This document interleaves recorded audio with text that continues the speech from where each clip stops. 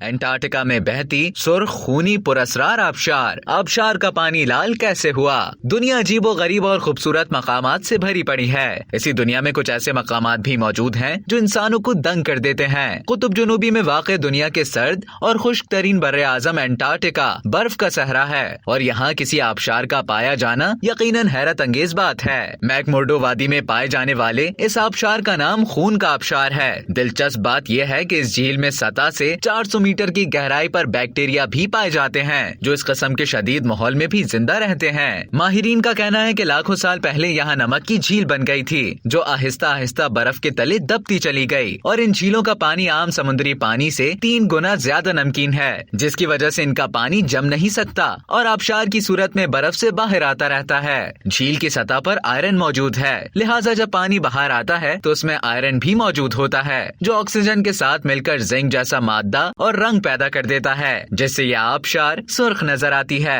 अब तक के लिए इतना ही। मजीद इसी तरह की दिलचस्प मालूमात हासिल करने के लिए डेली जंग के YouTube चैनल को सब्सक्राइब करें और Facebook के पेज को लाइक करना ना भूलें।